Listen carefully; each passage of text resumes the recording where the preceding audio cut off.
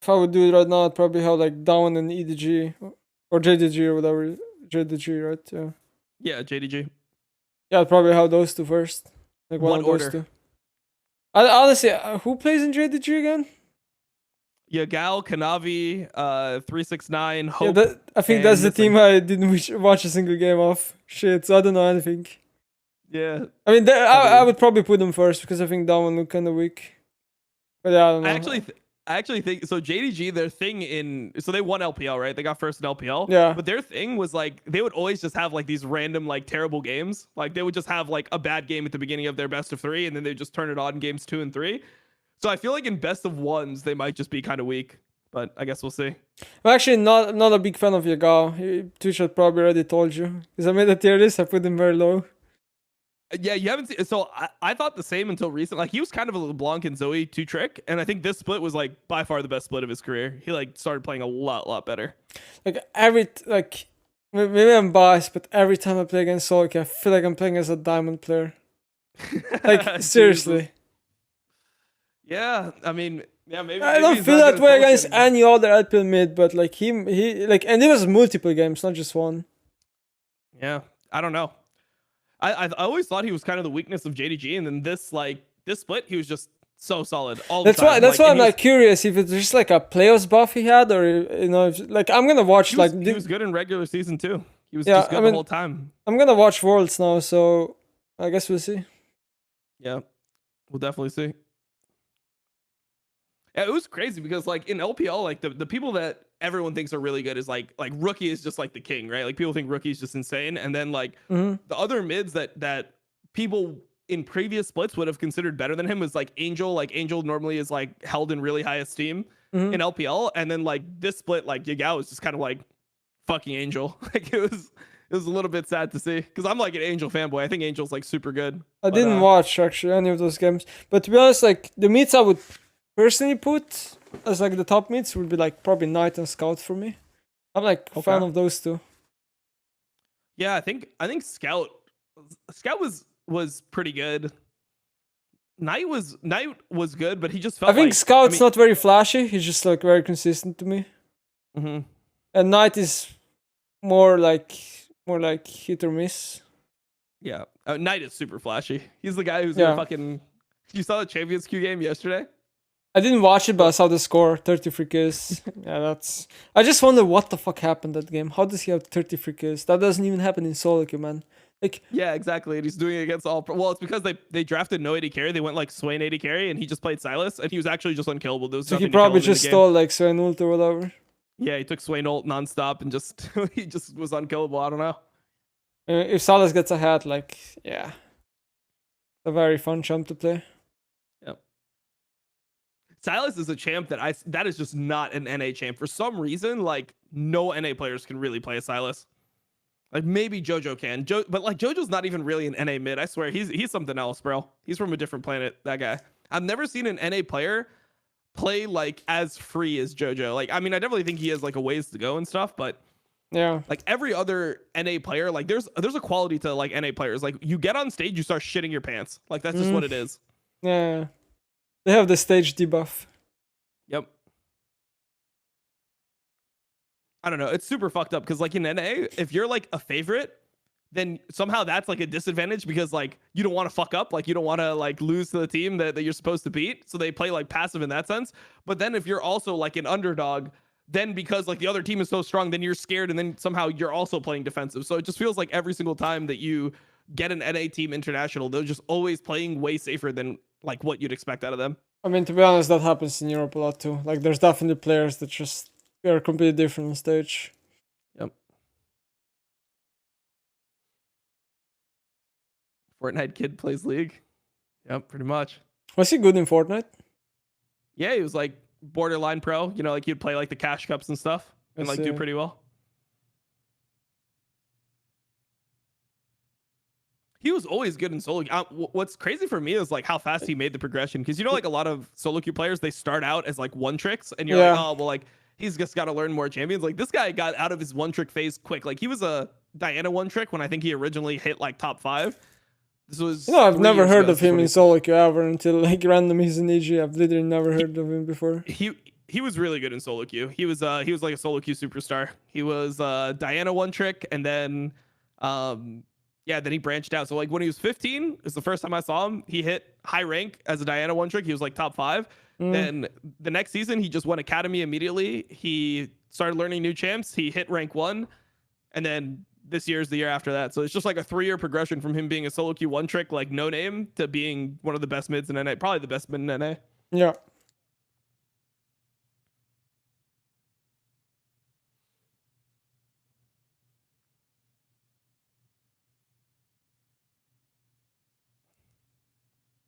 Man, how is this game still on? I mean, there's nothing to even talk about in this game. It's really sad. The game just ended at Herald. Legit. It's sad, yeah. It do be sad. You know, I'm live for 11 hours already. Holy shit. Wait, yeah, I saw you earlier. You're abusing Syndra. You're a dirty fucking Syndra abuser. Yeah, but actually, on first day I had like really good results, like insane results. And then day 2 I had horrible results. And now I think today is day 3. And I had like mixed results. I don't even know. Like now, all of a sudden, I can't even carry games anymore. Like it's, I don't know what happened. The first day was so fucking nice. Now it's just like I don't know. I feel like people play a bit better against her. I mean, the thing for me, like when I started playing against it, was just the W damage seems so outrageous. The W damage is super buff because now the W true damage scales. Before it was plus 15, but now you get to like 20% plus. You know. Yeah, with the that's regular fucking builds. crazy. Yeah, the W is definitely really strong because you also max it now second compared to before where you maxed it last. And you got the true, like before you got the true damage at level 18, right? I think it was, yeah, because you maxed it last. But now you get it at like level 10, 11, 12, whatever, depending on how much passive stacks you have. So it obviously comes online so much faster.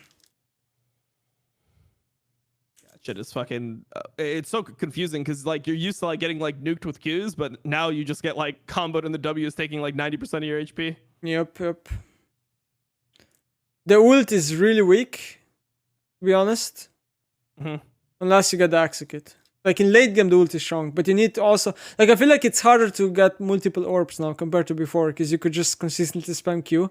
Now you need to actually like cast Qs at the right time because as they recharge slowly, right? So the ult is only good at like level 16 onwards, like from my experience. It's so much weaker else. Yeah. I mean, I don't play against a lot of good Syndra players in NA, but then like I don't know, NA solo queue is like fucking just weird now. Like the games just feel super inflated. Like you play against people and you're like, oh, like this guy's like 1.1 KLP is gonna be good, and then you realize like, oh wait, what the fuck? This guy just abuses morning queues. Yeah, he just like or he abuses like a certain strategy. Maybe like Korea has like a lot of these players where they're just like they play a certain champ in like a very cheesy way, and then they just climb somehow. Yep. I mean, that's a good way to play solo queue, to be honest. That's pretty much like, I mean, when I first got high rated, like when I first started playing League in like season 1, I mean, the way that I hit rank 1 was by playing Shaco, and I would just do my red, and then I would invade the enemy red. And this is like when like the standard meta was like people would go buff to buff. Yeah. And like no one would just expect the enemy Shaco to be there. And like Shaco was the strongest champion in the game if you were just set up there. Yeah, and like a 2v and like a 1v1, and then you have like ignite buff and all that shit. Back then like champs had very little base move speed, so you would actually run from red to red like super slow. Like I remember watching vids from back then or whatever, or playing the game. Yeah, it was pretty slow. And I think like the way you were running from red to red, like it took literally a minute. Like it was so funny. Yeah, it was really. I mean, the game used to be really fucking like. Yeah, the game was so slow back then, like in a way. I don't know. The game feels like weird to play for me right now. To be honest, like I just feel like it's like too figured out or something. Like there needs to be like more. I think that's because Ra just changed just a little. Like yeah. Like I feel like, you know, like for example, like Syndra just got reworked, and you would expect like, wow, people are gonna take some time to learn her. I feel like people can play her. Like I feel like I could play her already after one day, like after a few games. You know, it's like I think people just move way faster nowadays with like learning things and understanding things than they used to. So, because like from my opinion, like Riot did too much changes like 5, 6, 7 years ago. I feel like because every off season was so crazy. Every new season. They just like completely changed the game. I thought like it was just too much, but I feel like nowadays it was just too little. Yeah, there's not much. I mean, I felt the same way with the Udyr rework recently. Like, it Yeah. didn't feel like it took that long to actually like master Udyr. It's like a Yep. few games, you know? Yep. I felt the same way when Talia got reworked. Like I played her first day, I feel like I already understood how she's supposed to be played. Yep. That's how it is, man. What do you think about Talia? Because I remember like originally you thought it like wasn't that good. Like you didn't think it was gonna be Actually, yeah, originally I didn't think it was that good. But after playing it more, I started liking it more. But then Riot nerfed so much damage off her, and then they even nerfed the ECD, which I thought was a big nerf, and they even like they got at the ult and then they got at the passive. Like they really nerfed her a lot, and I feel like now she's just like meh. Yeah. She's not that scary. Man, I actually hate playing against Talia jungle. That's like one of the champions where like if enemy picks Where Talia she's jungle, meta, I think it's very annoying, no? well, even like right now, whenever you play against Talia jungle one trick, like I mean, I was watching Bo play it in EU. It just looked like every single time he plays that shit, the enemy jungler just Honestly, can't play. like Like you get one free kill and then the whole game's just over.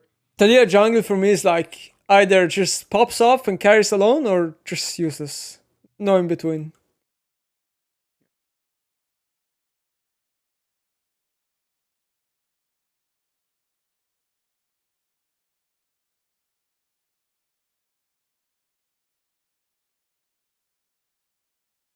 Oh man, I feel like if G2 goes with this strategy where they're like, all right, we're picking like hard prio bot lane and we're playing through bot, like I just feel like they're not winning any games. Like they have to. I mean, they might beat EG, but I mean, like any games against JDG or Dom1, like they're gonna have to play to their strengths. I think Caps needs to play a playmaker, or it's probably doomed. That's why I'm so that's why I'm so like I don't know, in a way like I wouldn't be surprised if G2 just straight up like does really poorly this worlds because I feel like they already looked really shaky out before. Yeah, they definitely did. They looked shaky, and then they also just like it just felt like they lost track of their own identity. Like they had this Yeah, mentality.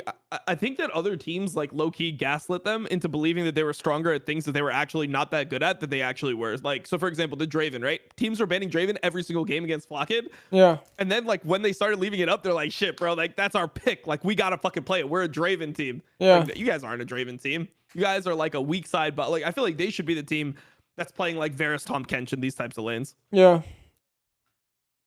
But honestly, like G2 also when G2 was winning, I feel like other teams were kind of weak, like way too weak, way weaker than they should be. Maybe that was also a bit of opium.